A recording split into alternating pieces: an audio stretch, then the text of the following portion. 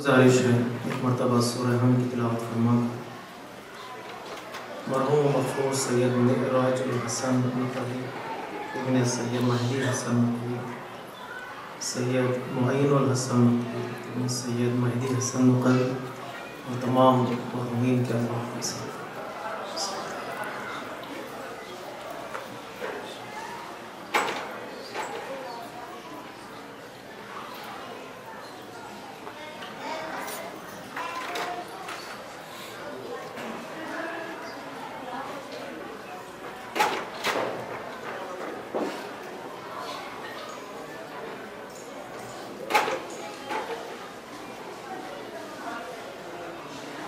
لا حول ولا قوة إلا بالله العلي العظيم.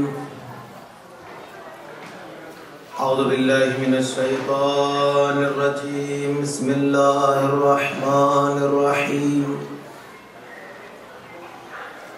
الحمد لله الذي هدانا لهذا وما كنا لنهتدي لولا أن هدانا الله. لقد جاءت رسل ربنا بالحق. ثم الصلاة والسلام على سيد الأنبياء والمرسلين خاتم النبيين حبيب إله العالمين سيدنا ومولانا بالقاسم محمد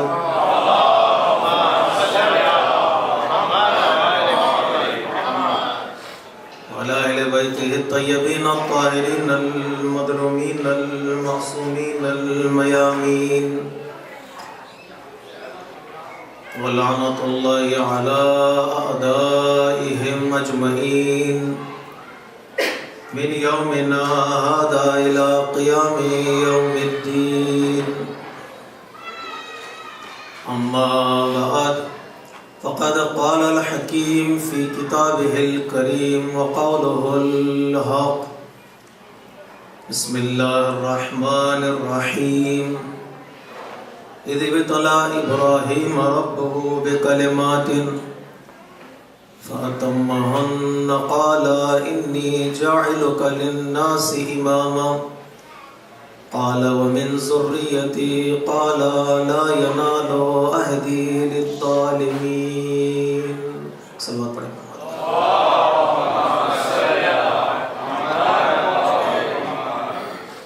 عزیزان محترم، موضوع سخن ہے انسان کامل. اس موضوع کے تحت ہم نے گزشتہ مجالس اعضاء میں بطور تمہید آپ حضرات کی خدمت میں اسلام اور اسلام کی خصوصیات کو پیش کیا کہ جس دین کو ہم مانتے ہیں اور جس دین کو ماننا ہم اپنا افتخار سمجھتے ہیں، یہ دین ساری دنیا کے ادیان سے بہتر، برتر اور اعلیٰ ترین کمالات کا حامل ہے. بطور تلخیص یہ دین کامل ہے جس میں کوئی نقص یا کوئی عیب نہیں پایا جاتا ہے، اس لیے کہ اس دین کو پروردگار عالم نے چنا ہے، اور چونکہ اس کی ذات میں کوئی عیب نہیں ہے تو لہٰذا اس کے سلیکشن میں بھی کوئی عیب نہیں ہوتا ہے. اس نے منتخب کیا اس دین کو، اس نے اس دین کو مصطفیٰ کیا ہے، اس نے اس دین کو مجتبی کیا ہے، اور اس نے اس دین کو مرتضیٰ کیا ہے.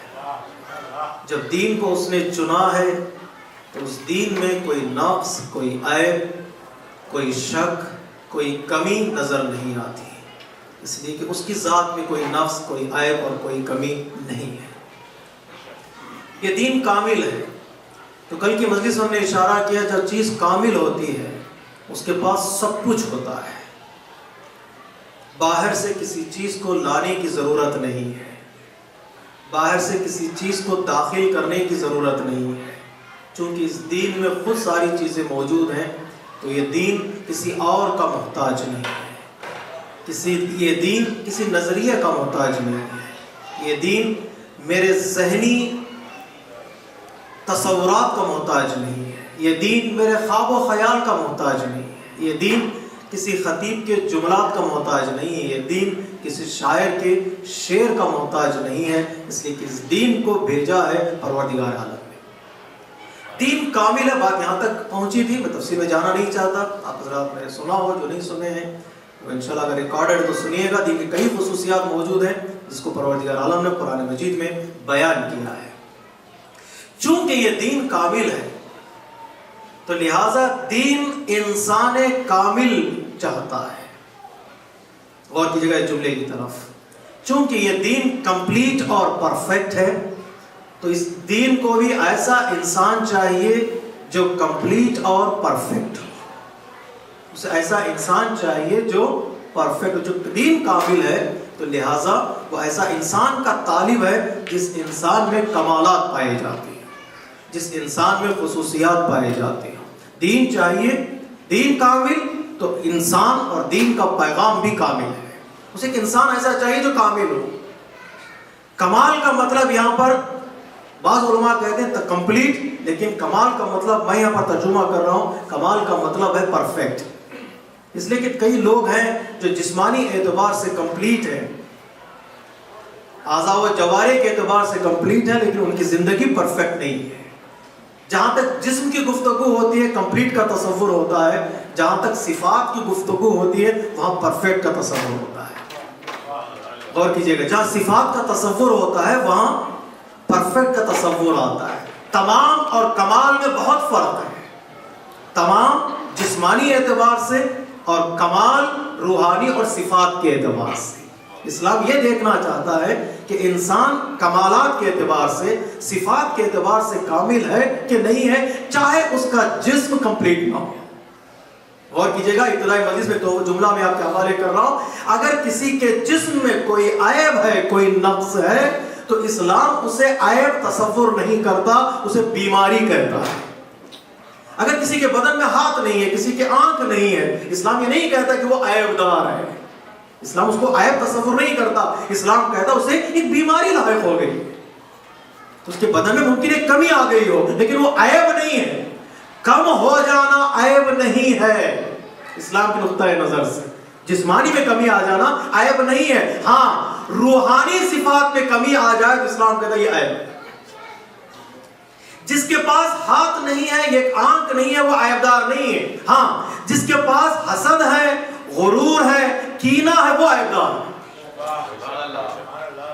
ممکن ہے آنکھ نہ ہو، بہترین اسکالر بن جائے، ممکن ہے ہاتھ نہ ہو، بہترین کاتب بن جائے، ممکن ہے انسان کے جسم میں کوئی ایک عضو موجود نہ ہو لیکن اس کے باوجود وہ ترقی کر پائے۔ طاہا حسین، ڈاکٹر طاہا حسین کی آنکھیں موجود نہیں تھی لیکن بہترین اسکالر، شاعر مؤرخ جس کے آنکھیں موجود نہیں تھی، بہترین شاعر۔ کئی ایسے لوگ دنیا میں گزرے ہیں جن کے اعضاء و جوارح میں کمی تو تھی لیکن وہ ایسے مقام تک پہنچ گئے جن کے اعضاء و جوارح تھے وہ ان کو حسرت کی نگاہ سے دیکھتے تھے، ان کو حسرت کی نگاہ سے دیکھتے تھے۔ دین کس کو عیبدار کہتا ہے؟ دین اسے عیبدار کہتا ہے جس کے اندر بری صفتیں پائی جاتی ہیں، جو کمال سے قریب نہیں ہوتا وہ عیبدار ہے۔ تو اسلام کون سے انسان کو چاہتا ہے؟ ایسا انسان چاہتا ہے جس کے پاس کمال موجود ہو اور وہ انسان کامل ہو۔ گفتگو تھوڑی بہت سخت ہے، انشاءاللہ حضرات محسوس ہو۔ وہ انسان پرفیکٹ کہلانے کا حقدار ہو۔ کب وہ پرفیکٹ کہلائے گا؟ دو چیزیں ہیں، اچھائیوں کو حاصل کرے، برائیوں سے اپنے آپ کو دور کرے۔ قرآن کی اصطلاح میں بیمار وہ نہیں جس کے بدن میں کوئی عضو کم ہو گیا ہو، قرآن کہتا ہے فی قلوبہم مرض فزادہم اللہ مرضا۔ کچھ لوگوں کے دلوں میں بیماری ہے، وہ جب تک بیماری دور نہیں کریں گے مومن نہیں بنیں گے۔ پروردگار وہ بیماری کیا ہے؟ پروردگار پکار کر کہہ رہا ہے سورہ بقرہ میں، وہ بیماری ہے انسان کے نفاق کی بیماری۔ دنیا والے اسے بیماری سمجھتے ہی نہیں، قرآن کہتا ہے یہ سب سے بڑی بیماری، سب سے بڑی بیماری۔ ہاتھ میں درد ہو تو ممکن ہے کہ نیند آ جائے لیکن دل میں نفاق ہو تو کبھی نیند نہیں آتی۔ تو دل میں نفاق اور منافق کبھی بے چین رہتا ہے، منافق کو کبھی نیند نہیں آتی، اس کی کوئی دوائی بھی نہیں ہے۔ پروردگار کیا ہے وہ دوا جس کے ذریعے سے میں اپنے نفاق کو دور کر سکوں؟ پروردگار کہتا ہے قرآن مجید کی آیتوں کی تلاوت کرتے چلے جاؤ، نفاق خود بخود دور ہوتا چلا جائے گا۔ صلوات پڑھیے محمد و آل محمد۔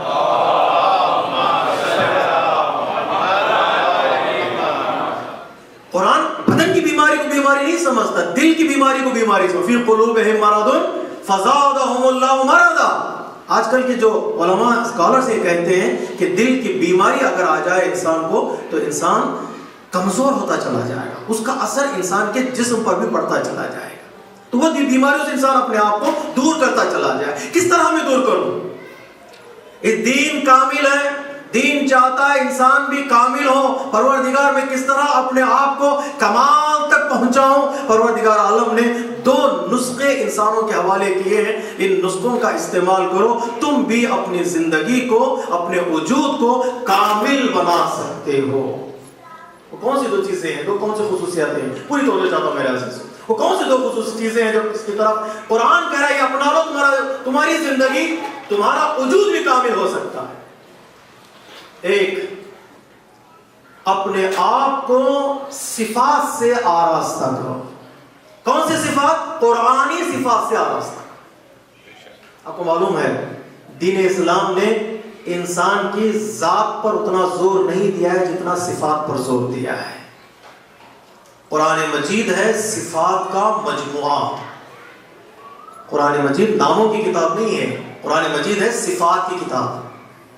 کوئی کہے کہ اس میں قرآن مجید میں کیا ہے تو کہیے یہ اس میں ایک انسان ہے کامل کی صفات موجود ہے، اس میں نام نہیں ہے۔ اور کوئی نام ڈھونڈنے لگے قرآن مجید میں، میرا نام کہاں ہے، میرے رہبر کا نام کہاں ہے، میرے قبیلے کا نام کہاں ہے، قرآن مجید میں کبھی یہ نام ملنے والے نہیں۔ قرآن مجید صفات کا مجموعہ ہے۔ تو کوئی سوال کرتا ہے اہل مولا کائنات کے چاہنے والوں سے، مولا کائنات کے ماننے والوں سے، آپ کے امام کا نام کہاں ہے؟ ہم سے یہی سوال جواب دیتے ہیں قرآن ناموں کی کتاب نہیں، قرآن صفات کی کتاب۔ اگر قرآن میں نام ہوتے تو صرف نام بھرے پڑے رہتے، 1,24,000 نبیوں کے نام کہاں ہے؟ نام نہیں ہے، ناموں کی کتاب ہی نہیں ہے، صفات کی کتاب ہے۔ زور ہی نہیں دیا قرآن مجید نے ناموں پر، قرآن مجید نے زور دیا ہے صفات پر۔ اور نام آ جانے سے کیا ہو جاتا ہے؟ اور نام آ جانے سے نام چرائے جا سکتے ہیں، لیکن صفات کے چرانے کے لیے بڑی محنت کرنی پڑتی ہے۔ پتہ نہیں اگر ایک علی کا نام آ جاتا تو مکے میں جتنے پیدا ہونے والے بچے ہوتے سب کا نام علی ہی ہوتا، اور نام سے منسلک کرنے والے ہزاروں مل جاتے ہیں، لیکن پروردگار عالم نے ایک صفت کو رکھ دیا کہ اس صفت کو فالو کرتے چلے جاؤ، پیروی کرتے چلے جاؤ، تمہیں نام بھی خود بخود مل جائیں گے۔ اور ناموں کے چکر میں اگر پھنس جاؤ گے تو آگے سفر آگے نہیں بڑھے گا۔ اگر صفت ڈھونڈتے چلے جاؤ گے تو خود بخود نام تمہیں ملتے چلے جائیں گے۔ اور صفات کو ذکر کر دیا پروردگار عالم نے، صفات کو دیکھو اور اپنی زندگی کو آگے لیتے چلے جاؤ، تم بھی سمجھ جاؤ گے اور وہاں تک پہنچ جاؤ گے جہاں خدا تمہیں پہنچانا چاہتا ہے۔ اس لیے ہم نے اشارہ کیا کل کی مجلس میں، عہدہ اور ہے، کمال اور ہے۔ صاحب کمال کے لیے عہدے کی ضرورت ہی نہیں ہے۔ دنیا کا ہر منصف انسان جو پیدا ہوگا وہ اسے عہدہ دیتا چلا جائے گا، چاہے آج کی دنیا اسے دے یا نہ دے۔ 1400 سال کے بعد صحیح جب لوگ بیٹھ کر یہ فیصلہ کریں گے کہ فلاں انسان کا حق تھا کہ وہ جانشین رسول بنتا۔ یہ 1400 سال کے بعد فیصلہ کیسے ہو رہا ہے؟ ان کے پاس عہدہ تھا ہی نہیں، کمال تھا۔ زمانہ گزرتا چلا جائے، اگر کمال ہو تو لوگ عہدے بانٹتے چلے جائیں گے۔ صلوات پڑھیے محمد و آل محمد۔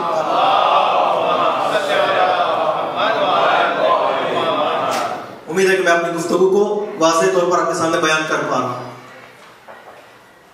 کہ عہدہ خود بخود ملتا چلا جائے۔ اس لیے قرآن مجید نے بیشترین آیات میں، اکثر سوروں میں جس کی طرف توجہ دلائی وہ صفات کی طرف ہے۔ پروردگار تو کس کو کمال عطا کرتا ہے؟ پوری توجہ چاہتا ہوں میرے عزیزو، پروردگار تو کس کو کمال عطا کرتا ہے؟ کون ہے صاحب کمال؟ کسے ہم کہیں کہ یہ پرفیکٹ انسان ہے؟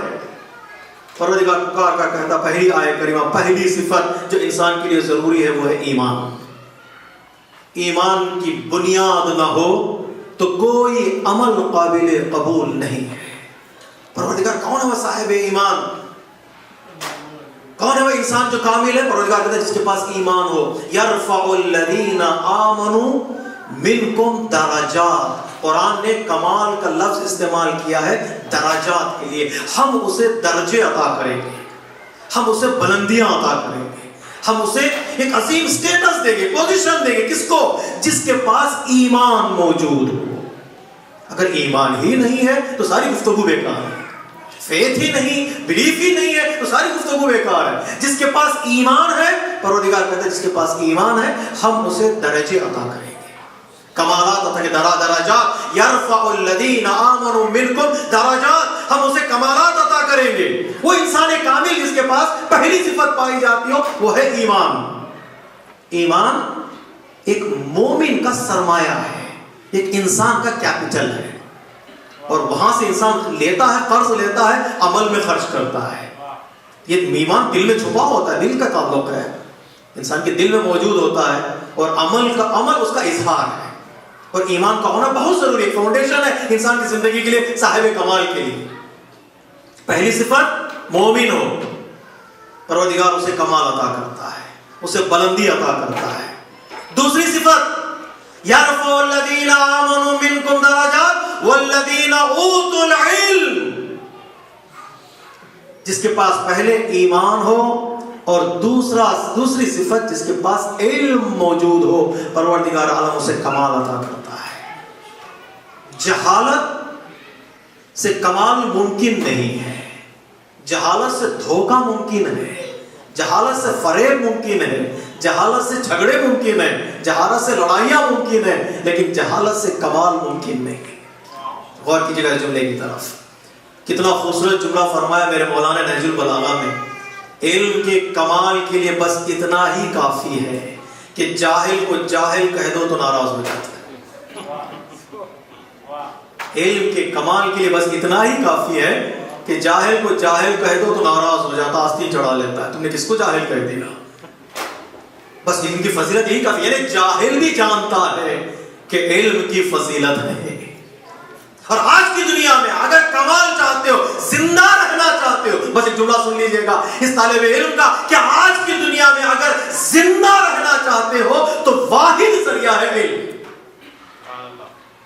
اگر علم نہیں ہے جیتے جی ہم مر جائیں گے. خصوصاً میرے نوجوان, خصوصاً میرے بچے جو علم حاصل کر رہے ہیں, آگے بڑھیے, اس لیے کہ علم کمال کا نام ہے.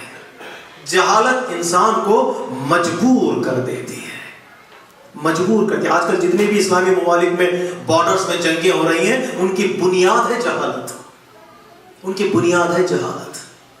وہاں پر نہ کوئی اسکول ایسا نظر آئے گا, نہ کوئی یونیورسٹی ایسی نظر آئے گی, کچھ بھی نہیں, کچھ بھی نہیں ہے وہاں پر. اب جائیے اگر تاریخ کا مطالعہ کیجیے, سیریا کا بارڈر ہو, عراق کا بارڈر, یا جو ترکی کے بارڈرز ہیں جہاں پر لوگ رہتے ہیں, یمن کا بارڈر ہو, وہاں پر کچھ بھی نہیں ہے. جہالت ہی جہالت ہے, اور جہالت کا نتیجہ لڑائی ہے. ارے اس میں ان لوگوں نے کیوں اپنے ہاتھوں میں بندوق اٹھا لی ہے؟ تو بندوق انہوں نے اٹھائی نہیں ہے, ان کی جہالت نے ان کے ہاتھوں میں تھما لی ہے. تلوار ان کے ہاتھوں میں آنا ہی تھا, اس لیے کہ جہالت کا نتیجہ لڑائی ہے, جہالت کا نتیجہ اختلاف ہے. چونکہ علم اگر ہوتا تو کمال ہوتا. علم انسان کو سر جھکانے پر مجبور کرتا ہے. اس لیے کسی شاعر نے کہا, نوجوانوں قوم کی قسمت بدل سکتے ہو تم. تو میں کیا کروں, بندوق ان کے ہاتھوں سے چھیننے جاؤں تو میری جان گنوانی پڑے گی. میں کیا کروں, بہترین کام یہ ہے کہ وہاں پر ایسا کام کیا جائے جو آج کل امن کا ڈنڈورا پیٹتے ہیں اور اسلامی دنیا میں اتحاد قائم کرنا چاہتے ہیں, سکون قائم کرنا چاہتے ہیں, ان سے کہہ دیں وہاں پر ایک اسکول بنا دیں, وہاں پر ایک یونیورسٹی بنا دیں, 10 سال 15 سال کے بعد خود بہت فتنے ختم ہو جائیں گے. وہاں پر بنائے, دیکھیں اب جائیے مطالعہ کے لیے, کوئی اسکول نہیں, کوئی یونیورسٹی نہیں, صرف جھگڑے ہی جھگڑے. سالوں سال ان کو جہالت میں رکھا گیا. جب جہالت اوج پر پہنچی تو ہاتھ میں گن, تو یہ نتیجہ ہے جہالت کا. نوجوانوں قوم کی قسمت بدل سکتے ہو تم, آندھیوں کو گود میں بے خوف پل سکتے ہو تم, جہل کے سانپوں کو تلووں سے مسل سکتے ہو تم. علم ہے وہ معجزہ, پانی پر چل سکتے ہو تم. جاگ رہے ہیں میرے نوجوان, علم ہے وہ معجزہ, پانی پہ چل سکتے ہو تم. علم کے آگے کسی کا زور چل سکتا نہیں. علم ابراہیم ہے, آتش میں جل سکتا نہیں. صلوات پڑھیں محمد و آل محمد. ابراہیم ہے آتش میں جل سکتا نہیں. آج مومن کا سب سے بڑا معجزہ ہے علم. مومن کا سب سے بڑا معجزہ ہے علم کا. جو مار پڑتا ہے، علم کی جو مار پڑتی ہے نا، وہ نظر بھی نہیں آتی لیکن دشمن مر جاتا ہے. پہلا صاحبان کمال مومن انسان کے لیے کون سا کمال ہے؟ علم اس کے پاس آ جائے. ایک ایمان، دوسرے علم. ایمان اور علم دونوں الگ الگ چیزیں ہیں، ان دونوں چیزوں کو ملائیے گا نہیں. بعض لوگ کہتے ہیں نہیں ہم پڑھے لکھے حضرات ہیں، ہمیں سب کچھ پتا ہے تو لہٰذا ہم ایمان کی تفسیر کرنے لگیں گے. ان سے کہتے نہیں، ایمان اور ہے، علم اور ہے. ممکن ہے انسان عالم ہو اور مومن نہ ہو. مومن عالم ممکن ہے ہو لیکن مومن نہ ہو. کتنے ایسے لوگ ہیں جو ان کے پاس علم موجود تھا لیکن ایک لمحے میں وہ تباہ ہو گئے. علم کے ساتھ ایمان ہے. اگر علم کے ساتھ ایمان نہ ہو تو بڑا عالم بننے کے باوجود بھی لوگوں کو برباد کرنے والے اسلحے تو بنائے گا لیکن آباد کرنے والی چیزیں نہیں بنائے گا. اگر لوگوں کو حیات دینے والی چیزیں وہی بنا سکتا ہے جس کے پاس علم کے ساتھ ایمان ہو. علم کے ساتھ ایمان. علم کے ساتھ ایمان ہو تو ہاتھ میں تسبیح آئے گی، اگر علم کے ساتھ ایمان نہ ہو تو ہاتھ میں خنجر آئے گا. بہت فرق ہے ان دونوں میں. علم کمال ہے. کہ انسان کامل بننا چاہتا ہے تو علم حاصل کرو. دوسری صفت. تیسری صفت، میرے پاس ایمان بھی ہے، میرے پاس علم بھی موجود ہے، کیا میں انسان کامل بن گیا؟ قرآن مجید پکار کر کہتا نہیں، اب ایک اور مرحلہ باقی ہے. پروردگار کون سا مرحلہ ہے؟ وہ ہے عمل. علم کے ساتھ، ایمان کے ساتھ عمل نہ ہو تو علم بھی بیکار ہے، ایمان بھی بیکار ہے. تو کیا کرو؟ اگر سورج ہے تو سورج کی شعاعیں، سورج میں گرمی کا ہونا ضروری. چاند ہے تو چاند میں خنکی کا ہونا ضروری. سمندر ہے، سمندر میں کے پانی میں نمی کا ہونا ضروری ہے. ہوائیں ہیں تو ہواؤں میں لطافت کا ہونا ضروری ہے. ایمان ہے تو ایمان کا اظہار ہونا ضروری ہے. پھول ہو اور پھول میں خوشبو نہ ہو، کوئی پھول کو دیکھتا ہی نہیں. ایمان ہے پھول اور خوشبو کا نام ہے عمل. پانی اور پانی میں نمی نہ ہو تو پانی کا وجود ہی نہ ہو. انسان کے دل میں ایمان ہے اور ایمان میں عمل نہ ہو، وقت ضرورت لبیک نہ کہے، وقت اذان مصلی پر نہ آئے، رمضان آئے اور چلا جائے، صرف افطار یاد رہ جائے، روزہ یاد نہ آئے، کوئی عمل نہ ہو تو نہ ایمان کا کوئی فائدہ ہے اور نہ علم کا کوئی فائدہ ہے. تو کیا کروں؟ میں کمال تک پہنچنا چاہتا ہوں پروردگار. تو پروردگار عالم نے قرآن مجید میں مختلف آیتوں میں مختلف طریقوں سے، مختلف انداز میں پروردگار نے ارشاد فرمایا ایمان ہے، علم ہے تو عمل. اقیموا الصلاۃ وآتوا الزکاۃ. یا ایھا الذین آمنوا اقیموا الصلاۃ وآتوا الزکاۃ. نماز پڑھو، زکات ادا کرو، روزہ رکھو. کیوں؟ عمل انسان کی بقا کا نتیجہ ہے. عمل انسان کے علم اور ایمان کی بقا کا نتیجہ. علم پر عمل کرو گے تو علم ٹھہرتا ہے، ورنہ پرواز کر جائے گا، ورنہ پرواز کر جائے، اڑ جائے گا، علم ختم ہو جاتا ہے. تو عمل بہت ضروری ہے قرآن کی اصطلاح میں. تیسرا ذریعہ کمال تک پہنچنے کے لیے علم، ایمان، علم، عمل، وہ تینوں چیزیں موجود ہیں. قرآن مجید سے پوچھے کیا میں منزل کمال تک پہنچ گیا؟ پروردگار کہتا قرآن مجید میں ابھی رکو. علم بھی ہو، ایمان بھی ہو، عمل بھی ہو، اگر کوشش نہ ہو، تلاش نہ ہو، قرآن کی اصطلاح میں جہاد نہ ہو تو نہ تمہارا علم کام آئے گا، نہ تمہارا عمل کام آئے گا، نہ تمہارا ایمان کام آئے گا. جہاد بالقلم، جہاد باللسان، جہاد بالسیف، یہ ساری چیزیں اگر تمہاری زندگی میں نہ ہو، قلم نہ چلے، زبان نہ چلے، وقت ضرورت، نہ تو تمہارا علم کام آئے گا، نہ تمہارا ایمان کام آئے گا، نہ تمہارا عمل کام آئے گا. علامہ اقبال نے کہا تھا کل کی مجلس میں میں نے اشارہ کیا تھا، یہ ہند کی مملکت ہند کے کا ایک طرفہ تماشا. اسلام ہے محبوس، مسلمان ہے آزاد. تو نماز پڑھتا ہے، روزہ رکھتا ہے، سب کچھ کرتا ہے، لیکن جب ضرورت کا وقت آئے، قیام کرنے کا وقت آئے تو اس وقت اگر سجدے میں چلا جائے تو یہ عمل انسان کو فائدہ نہیں پہنچائے گا.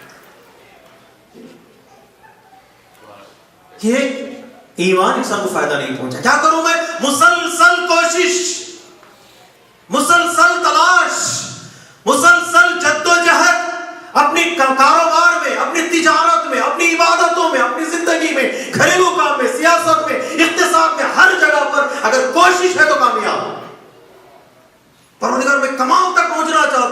پروردگار کہتا ہے محنت کر.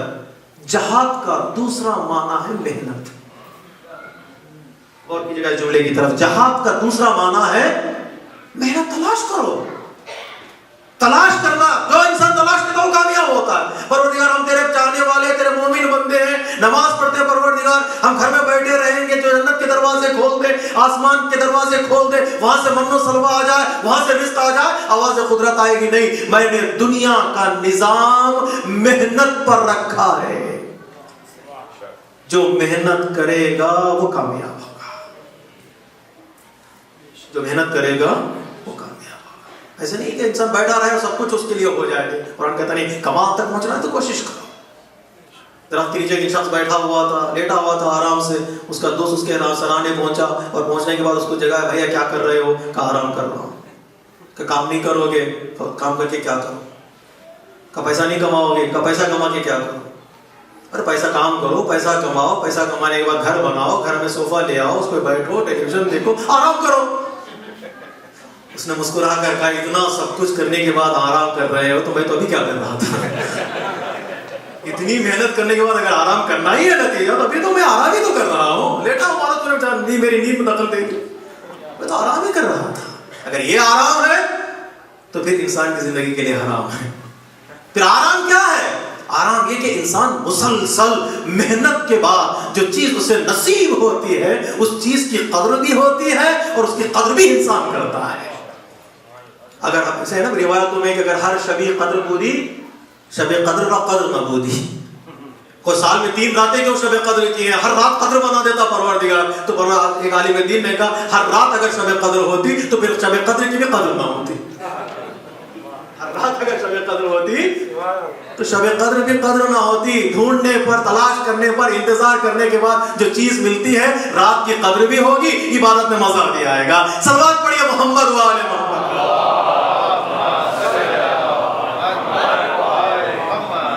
سوال کریں آپ حضرت, جو بچے ہیں مجھے غور سے دیکھ رہے ہیں, مولانا اگر دنیا محنت پر ہے تو پھر یہ مجلسیں کیوں, یہ ماتم کیوں, یہ محفلیں کیوں, یہ ساری چیزیں کیا ہیں؟ تو مومن کے لیے کچھ نہ کچھ تو رعایت ہونی چاہیے دنیا میں. اس طرف سے ہم آ جائیں تو بہت کچھ مل جائے. افطار کے لائن میں کچھ لوگ درمیان سے گھستے ہیں, لائن لگی ہوئی ہے, کچھ لوگ درمیان سے دوستی کے بہانے, بات کرنے کے بہانے آسانی سے نکل جاتے ہیں. ایسے نکل جاتے پتہ ہی نہیں چلتا. سب سے آخر میں گئے تو سب سے پہلے بیٹھے ہوئے دسترخوان پر. ہوتا ہے نا, ایسا ہوتا ہے. کوئی ایسا ہے کوئی کہ مومن کے لیے ایسے دروازے؟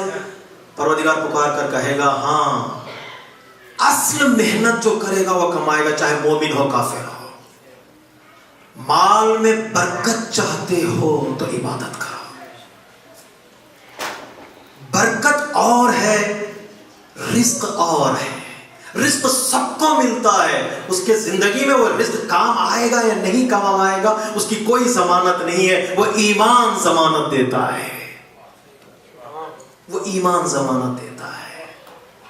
وہ محنت کے بعد جو پیسہ ملتا ہے اس میں لطف ہے, لذت ہے. اس کی بقا کا نام ہے ایمان, اس کی بقا کا نام ہے عمل, اس کی بقا کا نام ہے عبادت. وہ اس رزق کو, اس برکت کو بقا عطا کرتے. قناعت, تصور زندگی جو انسان کو ہے, وہ انسان کی تصور زندگی وہ ایمان کے صاحب ہے. اس لیے ہمارے یہاں کوئی اپنے سنا نہیں ہوگا کہ کوئی مسلمان, کوئی شیعہ خودکشی کر رہا ہو. اس لیے اس کے پاس معلوم ہے وہ جو چیز ایمان ہے اسے کنٹرول میں رکھے ہوئے ہے. رزق نہ بھی ہو تو قناعت, قلب اس کا مضبوط ہوتا ہے, دل اس کا مضبوط ہوتا ہے. یہ نہیں ہے ہمارے پاس, بہت کم پایا جاتا ہے. تو عمل, اور عمل کے بعد قرآن جو کمال کا ذریعہ بتایا ہے وہ ہے جہاد. مسلسل محنت, کوشش. کیا میں کمال تک پہنچ گیا, منزل میری کمال تک پہنچ گئی. ایمان بھی ہے, علم بھی ہے, عمل بھی. میں اسی طرح مجلس پڑھتا ہوں, آپ حضرات سن لیجیے گا تھوڑی دیر, انشاءاللہ نتیجہ آپ کے ہاتھ آئے گا. انسان کے پاس ایمان بھی ہے, علم بھی ہے, عمل بھی ہے, جہاد بھی ہے. سب چاروں چیزیں میرے پاس موجود ہیں. کیا میں انسان کامل بن گیا؟ کیا میں کمال تک پہنچ گیا؟ کیا مجھے کمال حاصل ہو گیا؟ پروردگار پکارا گیا نہیں, ایک اور چیز باقی ہے تیری زندگی میں. وہ کیا ہے؟ وہ ہے ہجرت. قرآن کہتا ہے ہجرت کرو. مولانا ہم تو یہاں آئے کمانے کے لیے, گھر سے آئے, یہاں پہ ہجرت کر کے تو آئے ہیں. پھر کہاں ہجرت کریں؟ ہجرت کی 2 قسمیں ہیں، ایک جسمانی ہجرت اور ایک ہے معنوی ہجرت۔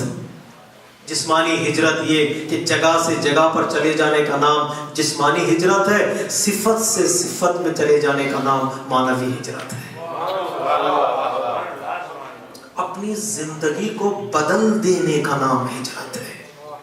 بس ایک جملہ کہہ دوں، آج کل اسکالرز بھی کہتے ہیں، انگریزی کتابوں میں کافی چیزیں لکھی ہوئی ہیں، اسکالرز یہ کہتے ہیں کہ انسان بیٹھے بیٹھے یہ ارادہ کر لے کہ مجھے بدلنا ہے، بس وہ ارادہ انسان کی زندگی کو مضبوط بنا دیتا ہے۔ اس کا معنی ہے اسلام کی اصطلاح میں ہجرت۔ کہاں سے؟ میں روزانہ اتنی کثرت ہی نہیں کرتا تھا، چلتا ہی نہیں تھا، بیٹھے بیٹھے کھائے اور بیٹھے بیٹھے لیٹ گئے، تو آج سے ارادہ بنایا نہیں مجھے اپنے جسم کا خیال کرنا۔ اسلام کہتا ہے جتنا تم روح کا خیال کرتے ہو اتنا جسم کا بھی خیال کرو۔ اسلام یہ نہیں کہتا کہ جسم کا خیال نہیں، جسم یوں ہی چھوڑ دو جس طرح بڑے بڑھنے لگے، نہیں۔ اسلام کہتا ہے جتنا روح کا تم خیال کرتے ہو اتنا جسم کا بھی خیال کرو۔ کیا کرو؟ اب ارادہ بنا لے انسان، چلو میں اپنے جسم کا خیال کروں، آج سے میں تھوڑی دیر کثرت کروں گا۔ یہ چینج جو انسان کی زندگی میں آئے نا، اس کی زندگی کو یہ چیزیں بدل دیتی ہے، یقین مانی یہ چیزیں بدل دیتی ہے۔ انسان بیٹھے بیٹھے ارادہ بنا سکتا ہے، بیٹھے بیٹھے وہ ارادہ انسان کی زندگی کو مضبوط بنائے گا۔ اسے کہتے ہیں ہجرت۔ ہجرت کی پیغمبر اسلام نے بستر پر سوئے ہوتے مولا کائنات، مولا کائنات نے بھی ہجرت کی نہیں کی؟ صرف پیغمبر اسلام نے ہجرت کی، مولا کائنات نے بھی ہجرت کی ہے؟ تو جواب تو دیجئے، مشکل سوال ہے نا بھی۔ صرف پیغمبر اسلام نے ہجرت کی، مولا کائنات نے بھی ہجرت کی اسی لمحے۔ بس 2 ہجرتوں، 2 بزرگ شخصیتوں نے 2 ہجرتوں کا سبق دیا۔ پیغمبر اسلام گھر سے نکل کر غار تک پہنچ کے بتایا جسم کو بھی ہجرت کرنا چاہیے نجات کے ذریعے، نجات کے لیے، اور مولا کائنات نے صفت سے صفت کی طرف ہجرت کر کے بتایا کہ معنوی ہجرت بھی کرنا چاہیے انسان کی زندگی کی کمان کے لیے۔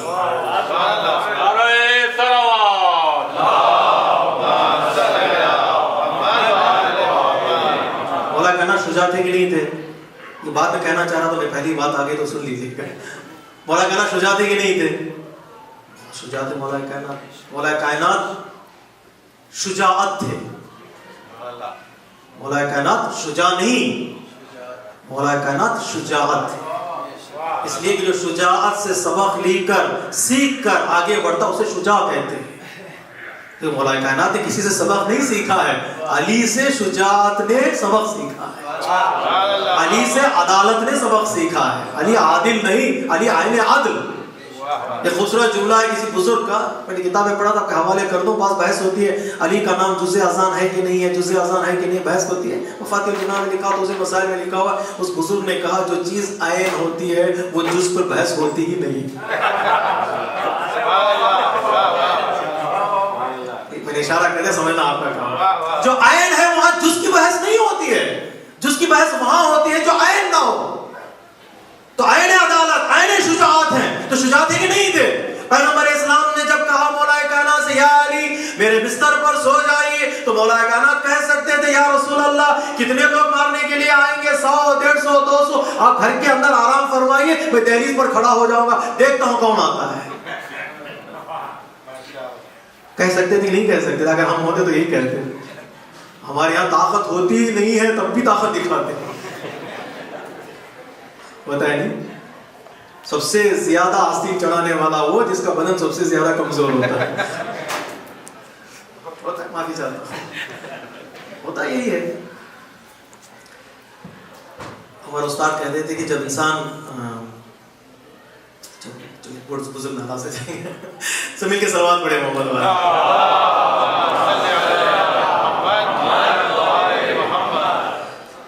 کہہ سکتے تھے شجاعت تھی، اور بچپن میں مولا کائنات نے پیغمبر اسلام کا ساتھ دیا، دشمنوں پر حملہ کیا، ان کے ہاتھ توڑے، ان کی کلائیاں مروڑی، ان کے کان توڑے، بچوں نے شکایت کی تھی کس نے مارا؟ علی نے مارا۔ شجاعت کے لیے مشہور تھے مولا کائنات۔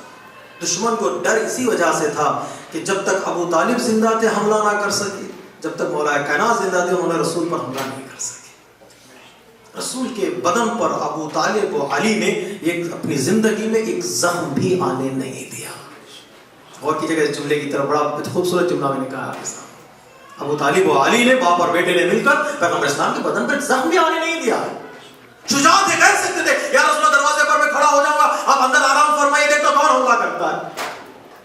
لیکن نہیں، مولا کائنات ایسا نہیں کیا.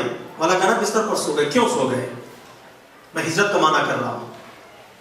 مولا کائنات نے سنا کہ پیغمبر اسلام کی زبان سے ایک لفظ نکلا تھا کہ یا علی، یہ نہیں کہا علی کیا تم مجھے بچا لو گے. اگر پیغمبر اسلام کی زبان سے یہ جملہ نکلتا کہ اے علی کیا تم بچا لو گے، تو مولا کائنات دروازے پر کھڑے ہو جاتے، اس لیے کہ شجاعت ہے، عین شجاعت. لیکن پیغمبر اسلام کی زبان سے ایک جملہ نکلا، ایک لفظ نکلا، اے علی کیا تم میرے بستر پر سو جاؤ گے. چونکہ پیغمبر اسلام کے زبان سے یہ جملہ نکلا سو جاؤ گے، تو علی نے کہا سنت رسول پر عمل اسی کو کہتے ہیں کہ رسول کا لفظ بھی خالی نہ جائے. سنت رسول پر پیروی کسے کہتے ہیں کہ رسول کا لفظ بھی خالی نہ جائے، رسول کو لفظ بدلنے کی نوبت بھی نہ آئے. کہا سو جاؤ گے، سو گئے. میرے بزرگوں، میرے دوستوں، مولا کائنات نے اپنی شجاعت کو رسول کی اطاعت پر قربان کر کے بتایا کہ جب ہجرت کا موقع آئے شجاعت کو اطاعت پر قربان کر دو. اطاعت رسول یعنی کیا؟ بستر پر سو جانا. چاہے تو کہہ سکتے میں بچا لوں گا، نہیں، ہجرت کی شجاعت سے اطاعت کی طرف. ایسی ہجرت کی کہ یہ ہجرت معنوی قرار پائے. رسول نے ہجرت جسمانی کا سبق دیا، علی نے ہجرت معنوی کا سبق دیا. اطاعت رسول کسے کہتے ہیں؟ اگر کوئی سیکھنا چاہتا ہے تو شب ہجرت مولا کائنات سے سیکھے. لفظ کو بدلنے تک نہیں دیا. جب لفظ بدلا نہیں تو پروردگار عالم نے کہا یہ تو عین رسول ہے. عین شجاعت تو تھا، عین عدالت تو تھا، اس نے لفظ کو بدلا بھی نہیں. یہ تو عین رسول ہے، چلو اس کو نفس رسول بنا دیتے ہیں. عین رسول یعنی کیا؟ جو رسول و علی، جو علی و رسول. اس نے کہا علی کو شب ہجرت انفسنا و انفسکم نفس رسول قرار پائے، نفس رسول قرار پائے. اور علی نے کہا چلو میں اپنی شجاعت کو کہاں پر قربان کر دیتا ہوں؟ رسول کی اطاعت پر قربان کر دو. فضیلتیں جھاڑنے کا نام فضیلت نہیں ہے. حقیقی فضیلتوں کو وقت پر اجاگر کرنے کا نام فضیلت ہے. میں وہ کر دوں گا، میں وہ کر دوں گا، میں وہ کر دوں گا کہنے والے بہت کم ہوتے ہیں جو کر کے دکھاتے ہیں. کر کے دکھا دو پر کہنے کی ضرورت ہی نہ پڑے. شجاعت میں وہ کر دوں گا، مولا کائنات کہا نہیں، رسول کی اطاعت پر جب قربان. جیسے جوش مالی آبادی نے کہا جس روز مدینے کو سدھارے تھے پیغمبر، اس روز برادر کی جگہ پر تھا برادر. ہر چند کے تیغوں کی چمکتی سر بستر، سوتا تھا بڑے چین سے تانے ہوئے چادر. دنیا میں کوئی ایسا جری ہو نہیں سکتا جس طرح یہ سوئے تھے، کوئی سو نہیں سکتا.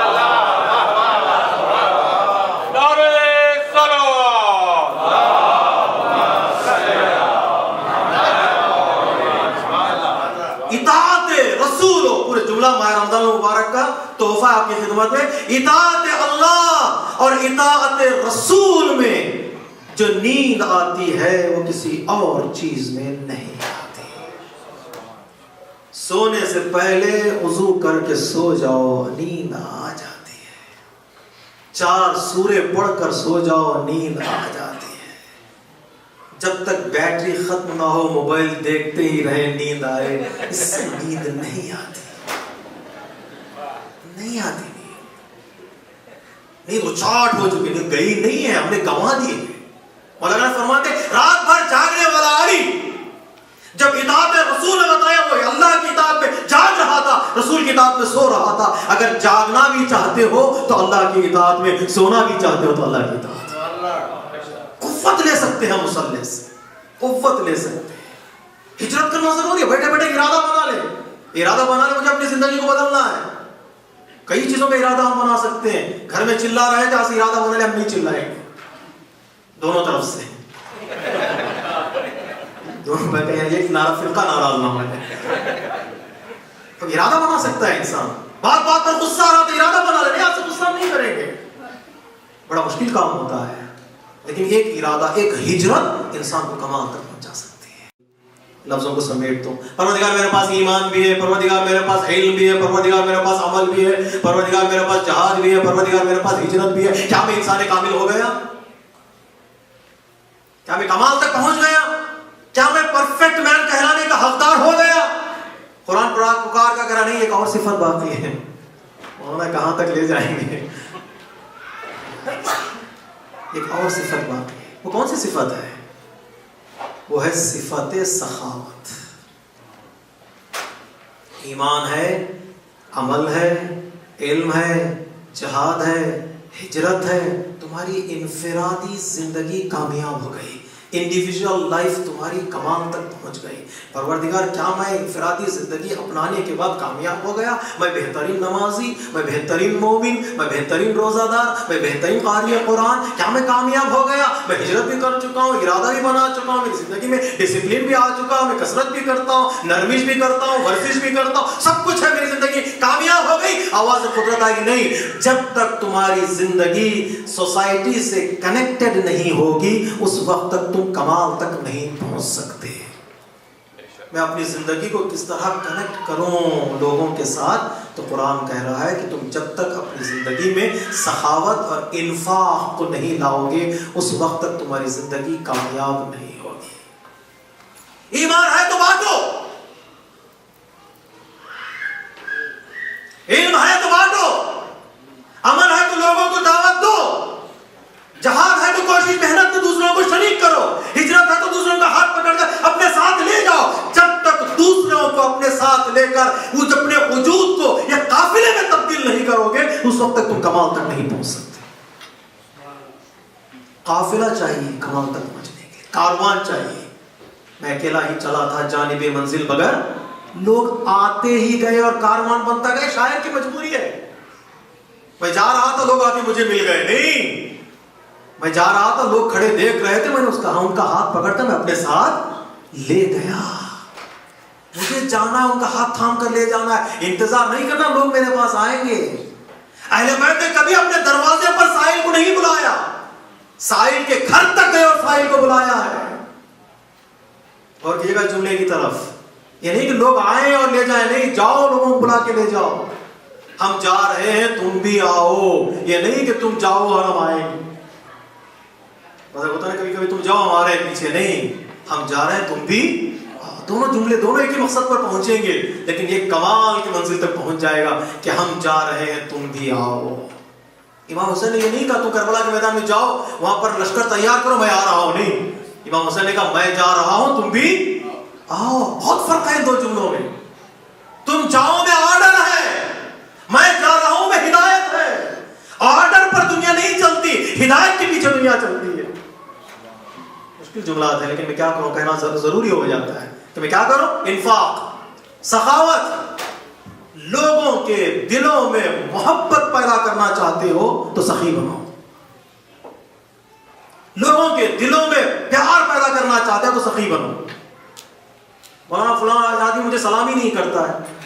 تو ہم نے کب اسے سلام کیا تھا کہ وہ مجھے سلام کرے؟ کب ہم نے اسے سلام کیا تھا کہ وہ مجھے سلام کرے؟ تم پہلے سلام کر کے سخی بنو تو وہ پھر تمہیں سلام کر کے وہ سخی بنے گا. اسلام کہتا ہے تم پھیلاؤ سخاوت، سخی بنو.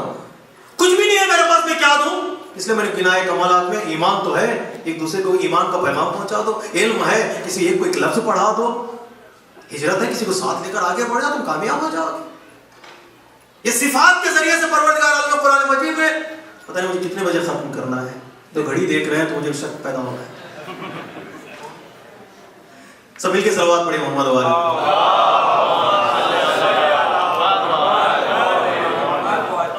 چلے قرآن سے سوال کریں گے، میں سمیٹ دیتا ہوں، گھبرائیے نہیں. چلے قرآن سے سوال کریں گے پروردگار کتنے صفات ہیں. ایمان ہونا ضروری ہے، علم ہونا ضروری ہے، عمل ہونا ضروری ہے، جہاد ہونا ضروری ہے، ہجرت ہونا ضروری ہے، انفاق اور سخاوت کا ہونا ضروری ہے تاکہ میں اپنی زندگی کو کمال تک پہنچا دوں. پروردگار اتنا وقت ہی نہیں ہے ان ساری صفتوں کو اسٹڈی کر سکوں. خلاصہ کوئی نام بتا دے جس نام کو میں آگے پہچان لوں، اس کے ساتھ ساتھ چلتا چلا جاؤں. وہ نام مجھے ایمان بھی دے دے، وہ نام مجھے علم بھی دے دے، وہ نام مجھے عمل بھی دے دے، وہ نام مجھے جہاد کا سبب بھی دے دے، وہ نام مجھے ہجرت کا سبب بھی دے دے، وہ نام مجھے سخاوت کا سلیقہ بھی کر دے. پروردگار پکار کر کہے گا پہلا نام ہے محمد مصطفیٰ، دوسرا نام ہے علی مرتضیٰ.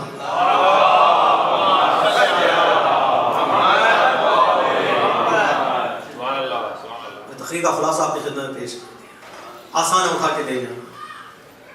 نام ہے پہلی شخصیت اسلام کی محمد مصطفیٰ، کبھی بھولیے نہیں اسلام کو. بڑا خوبصورت ہے نام محمد. اے نام تیرا کتنا خوبصورت ہے، جب بھی میں تیرا نام لیتا ہوں تو 2 مرتبہ اپنے لبوں کو جوڑنا پڑتا ہے. محمد کتنا خوبصورت نام ہے. لیکن پہلی شخصیت اسلام کی محمد مصطفیٰ، دوسری شخصیت علی مرتضیٰ. اس کے دعاؤں میں تاکید ہے، یا محمد یا علی، یا علی ہو یا محمد، یا محمد ہو یا علی. تسلسل یا سلسلہ کبھی ٹوٹنے نہ پائے، ٹوٹنے نہ پائے. ایمان کی منزل، چلے شب مخصوص ہے ملائکہ کائنات کے وجود سے. ایمان کی منزل یا علی حب کا ایمان. اس عظیم شخصیت کو یاد کرو جس کی محبت ہی ایمان ہے. اس عظیم شخصیت کو یاد کرو جو علم کا دروازہ ہے. اس عظیم شخصیت کو یاد کرو جو عمل کرے تو آیت آئے. اس عظیم شخصیت کو یاد کرو جو تلوار چلائے تو آیت آئے. اس عظیم شخصیت کو یاد کرو جو ہجرت کرے تو آیت آئے. اس عظیم شخصیت کو یاد کرو جو انفاق کرے تو آیت آئے.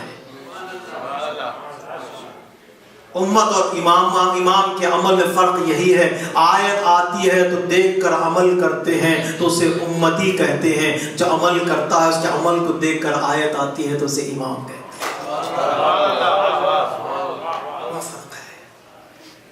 آیت آتی ہے تو ہم آیت کو دیکھ کر عمل کرتے ہیں تو امتی بنتے ہیں، جس کے عمل کو دیکھ کر آیت آتی ہے تو عمل اسے امام کہتے ہیں. یہ نہیں کہ آپ نے آیت آنے کے بعد زکوٰۃ میں انگوٹھی دی تو علی کی فضیلت بڑھ گئی. نہیں، آپ نے انگوٹھی دی تو آیت آئی. آپ نے انگوٹھی دی تو آیت آئی. یہ عمل اتنا معتبر ہو جائے کہ آیت نازل ہو جائے. کتنے ہم خوش نصیب ہیں کہ ہم اس امام کے ماننے والے ہیں جس امام میں صفات قرآنی جمع ہے. اگر دنیا انسان کامل ڈھونڈ رہی ہے، یا اسلامی اصطلاح میں کہہ دوں، اگر دنیا قرآنی انسان ڈھونڈ رہی ہے تو وہ علی ہے. کون علی؟ ایک قرآنی انسان. قرآن کی آیتوں کو پیکر میں ڈھالو تو علی بنے. علی کی زندگی کو تفصیل سے پڑھنے لگو تو قرآن بنے. سمٹ کر دیکھو علی، پھیلا کر دیکھو تو علی. کیا خوش نصیبی یہ نہیں ہے؟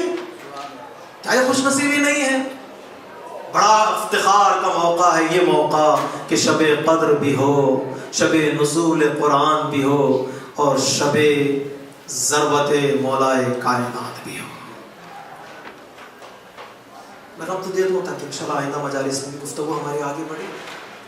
سارے کامل کے موضوع پر گفتگو ہوگی، صفات کے موضوع پر گفتگو ہوگی، اور کچھ مشکل گفتگو بھی آگے آئے گی ہماری. انشاءاللہ اگر آتے رہیں گے، حوصلہ دیتے رہیں گے تو بات کو آگے بڑھائیں گے. شب قدر بھی ہے، منسوب ہے یہ رات اس ذات بابرکت سے جس نے قرآن کو زندگی عطا کی. علی مع القرآن والقرآن مع علی. علی قرآن کے ساتھ اور قرآن علی کے ساتھ. 3 راتیں ایسی ہیں جو شبہائے قدر سے منسوب ہیں، تینوں راتیں علی کی ذات سے منسوب ہیں. ایک شب ضربت علی، دوسرے شب شہادت علی، تیسرے شب زیارت علی. تو کیا وہ رسول کی حدیث کو، مولا کائنات کی عملی زندگی کو ہم جوڑ کر دیکھ نہیں سکتے کہ علی قرآن کے ساتھ ہے، قرآن علی کے ساتھ ہے؟ ایک لمحے کے لیے بھی دونوں میں جدائی نہیں ہو سکتی. ایک لمحے کے لیے بھی جدائی نہیں ہو سکتی. زندگی میں اپنی مسلسل قرآن کی آیتوں کی تلاوت کرتا رہا میرا مولا. آج وہ شب ہے، شب قدر. قرآن ہم سر پہ رکھتے ہیں، یہ ایک رسم نہیں ہے، ایک سمبل ہے. کیا مطلب؟ قرآن سر پر رکھتے ہیں تاکہ قرآن ہمارے فکر اور ہماری سوچ اور ہماری دماغ میں اتر جائے. جب فکر اور سوچ میں قرآن اتر جاتا ہے تو اپنی زندگی میں قرآن عملی طور پر ظاہر ہونے لگے گا. دیکھا یا علی کہہ کر ہم قرآن سر پر رکھتے ہیں. زبان پر معصومین کے نام، سر پہ قرآن. یہ مومن کی پہچان. زبان پر علی کا نام، سر پہ قرآن، یہ مومن کی پہچان. علی تو نے قرآن کی زندگی کے لیے اپنی زندگی کو وقف کر دیا. تو نے وقف کر دیا شب قدر، شب ضربت علی کے ساتھ. جس کے دل میں غم ہے، جس کے دل میں درد ہے، شہزادی کائنات کی سب سے بڑی مظلومہ، اور علی کائنات کا سب سے بڑا صابر، اس لیے کہ شہزادی کی مصیبت کو بھی برداشت کرنے والی ذات کا نام ہے علی۔ ایک شخص نے کہا مولا ظالموں نے میرا گھر جلا دیا۔ مولا کہنا چپ رہے۔ اس شخص نے آگے بڑھ کر کہا مولا انہوں نے میرے بچوں کو مارا۔ مولا خاموش رہے۔ ایک مرتبہ اس شخص نے کہا مولا میں مصیبت بیان کر رہا ہوں، آپ خاموش ہیں؟ لوگوں نے میرے گھر کو جلایا، میرے بچوں کو مار دیا، آپ خاموش ہیں؟ مصیبت بیان کر رہا ہوں۔ پتہ مولا کرام نے کیا فرمایا؟ کیا تیری زوجہ پر بھی حملہ ہوا ہے؟ اس نے کہا نہیں۔ تو مولا کائنات نے فرمایا معلوم ہے علی کے دل سے پوچھ۔ علی دیکھتا رہ گیا کہ فاطمہ کے پہلو پر ظالموں نے جلتا ہوا دروازہ کیا۔ علی دیکھتا رہ گیا۔ ڈاکٹر علی شریعتی کہتے ہیں جب زخم حد سے زیادہ بڑھ جاتا ہے تو اسے درد کہتے ہیں، جب درد حد سے زیادہ بڑھ جاتا ہے تو اسے مصیبت کہتے ہیں، جب مصیبت حد سے زیادہ بڑھ جاتی ہے تو اسے طوفان کہتے ہیں، جب طوفان حد سے زیادہ بڑھ جاتا ہے تو اسے علی کا دل کہتے ہیں، اسے علی کا دل کہتے ہیں۔ اس لیے کہ طوفان مصائب میں بھی علی نے صبر کا اظہار کیا، اپنے ہاتھوں سے فاطمہ کو غسل دیا، قبر میں لٹایا، آنکھوں میں آنسو۔ علی نے قبر میں لٹاتے ہوئے کہا اے بنت رسول تم نے علی کو تنہا چھوڑ دیا۔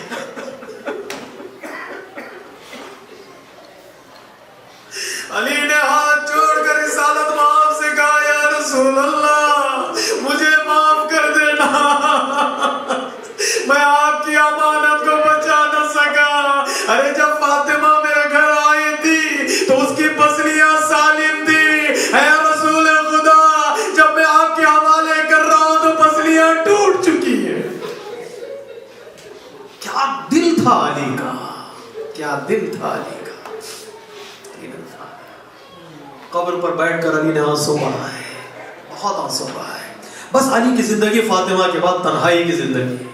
سب سے بڑی مصیبت ایک عارف کے لیے اس کی تنہائی ہے، جو بزرگ انسان کے لیے اس کی تنہائی ہے۔ مولا کہنا جب گھر میں آئے کس مدینے میں مسجد سے جب گھر آ رہے تھے تو دیکھا کہ شہزادی کی آنکھوں میں آنسو ہے، آنسو کا قطار ہے۔ ہمارے یہاں حکم ہے کہ بچوں کو رونے نہ دو اور گھر والوں کو رونے نہ دو، گھر والوں کو ہمیشہ خوش رکھو۔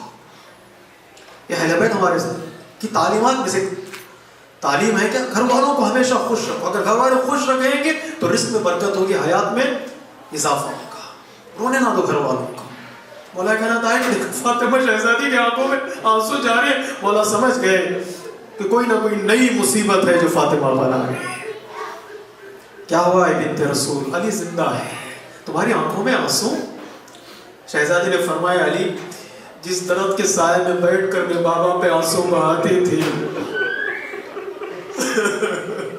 علی ظالموں نے اس درخت کو کاٹ دیا۔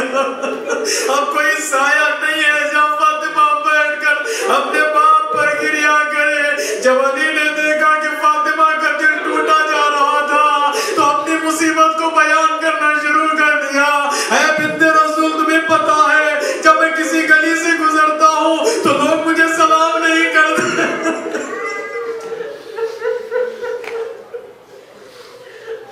کتنا تنہا ہو گیا تھا میرا علی، کتنا تنہا ہو گیا تھا علی۔ وہ علی آج کی شب حضرت ام کلثوم کے گھر میں مہمان ہے، جس نے نہج البلاغہ میں پکار کر کہا علی جو کی روٹی کھاتا ہے نمک کے ساتھ۔ کسی نے پوچھا مولا آپ خلیفۃ المسلمین ہیں ابھی تو کھا سکتے ہیں، تو مولا کائنات نہج البلاغہ پکار کر کہا حق نہ ہوا یقال علی امیر المؤمنین، لوگ مجھے امیر المؤمنین کہہ تو خوش ہو جاؤں، مدائن میں کوئی بھوکا رہ جائے، مصر میں کوئی بھوکا رہ جائے، علی کی تحت خلافت میں کوئی بھوکا رہ جائے، علی کو یہ گوارا نہیں ہے۔ میں جو کی روٹی اس لیے کھا رہا ہوں دنیا کا ہر غریب فخر کے ساتھ کھائے کہ یہ علی کھاتا تھا۔ وہ اپنی زندگی سے مایوس رہا۔ وہ علی آج کی شب حضرت ام کلثوم کا مہمان ہے سہری پر، دسترخوان لگا دیا حضرت ام کلثوم کا، رات بھر مولا کائنات زیر آسمان آتے ہیں، ایک آیت کریمہ کی تلاوت کرتے ہیں، الذین یذکرون اللہ قیاما وقعودا، کچھ لوگ ہیں جو کھڑے ہوتے ہیں ذکر کرتے ہیں، بیٹھتے ہیں ذکر کرتے ہیں، اور آسمان کی طرف دیکھ کر کہتے تھے مولا ربنا ما خلقت ھذا باطلا، پروردگار تو نے بیکار پیدا نہیں کیا۔ ام کلثوم نے پڑھ کر پوچھا بابا اتنی بے چینی کیوں ہے بابا؟ ارے یہ باپ بیٹی کو کیا بتائے، یہ باپ اپنی بیٹی کو کیا بتائے؟ امام کبھی مصلی پر کبھی زیر آسمان عبادت کرتے کرتے جب سحر کا وقت قریب آیا، مولا دسترخوان پر تشریف فرما ہے، ارے روٹی کے ساتھ نمک کے ساتھ ایک دودھ کا پیالہ حضرت ام کلثوم نے دسترخوان پر رکھ دیا۔ علی نے ام کلثوم کا چہرہ دیکھا، بیٹا کیا تم نے کبھی علی کو دیکھا ہے ایک ساتھ دو غذا کا استعمال کرتے ہوئے؟ ارے دو میں سے ایک کو اٹھا لو۔ حضرت ام کلثوم کہتی ہے میں آگے بڑھی، میں نمک کو اٹھانا چاہتی تھی کہ میرا بابا آخری موقع پر میرے گھر میں مہمان ہے، ارے دودھ پی لے۔ ایک مرتبہ علی نے کہا ام کلثوم رکھ دو، علی روٹی نمک کے ساتھ کھانا چاہتا ہے، علی روٹی نمک کے ساتھ کھانا چاہتا ہے۔ اللہ اکبر۔ علی نے سحری کی، دعائے سحری کے بعد علی گھر سے نکلنے لگے۔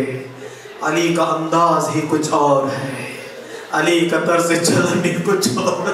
میں اپنے رب سے ملنا چاہتا ہوں، سبک سار و سبک بال، ارے میرا جسم ہلکا ہو، میں اب سے اپنے رب سے ملنا چاہتا ہوں۔ علی گھر سے باہر نکلے، ارے بے زبان مہمانوں نے آپ کا راستہ روک لیا، مرغابیوں نے دامن تھام لیا، مولا زبانے بے زبانی سے کہنے لگے آج تو مسجد مت جائیے مولا، آج مسجد مت جائیے۔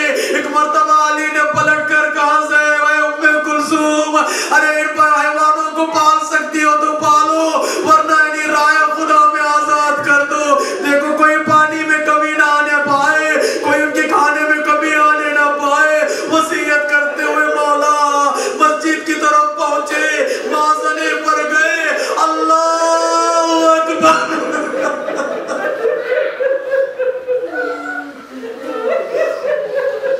میں مامانوں کی خدمت میں جملہ کہنا چاہتا ہوں، اور اپنے مذہب بچوں کو مذہبی بنا سکتی ہے تو میرے ماں بہنیں بنا سکتی ہیں، اور بچوں کو مذہب پر لا سکتی ہے تو ایک ماں ہی لا سکتی ہے۔ میں نے یہ جملہ کیوں کہا؟ ادھر علی نے موازنے سے اپنی آواز بلند کی، اللہ اکبر۔ ارے کوفے کی عورتوں نے اپنے بچوں کو جگایا، ارے اٹھو میرا مولا آزاد ہے، ارے اٹھو علی آزاد رہے ہیں۔ علی نے آزادی، مسجد میں داخل ہوئے، ارے نماز صبح کے لیے ہجوم ہے، لوگ چوک در چوک مسجد کی طرف آ رہے ہیں، میرے مولا مصلی پر کھڑے ہوئے، اللہ اکبر۔ ایک رکعت میں آپ نے تمام کی، ارے ایک سجدے میں امام نے سر کو رکھا، ادھر ابن ملجم تلوار لیے زہر میں بجھائے امام کے قریب آیا، جب سر اٹھا رہے تھے امام اس نے ایسی تلوار سر پر ماری، علی کا خون مصلی پر بہ گیا۔ آسمان سے ندا آئی، الان حتمت ارکان الہدی، ارے ہدایت کا رکن ٹوٹ گیا،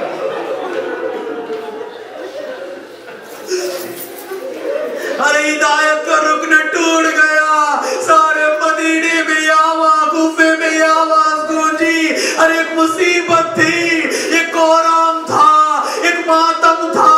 ابھی علی کا سر حسن کے زانوں پر، امام نے وصیت کی بیٹا نماز تکمیل کر دو اور پھر مجھے لے جانا۔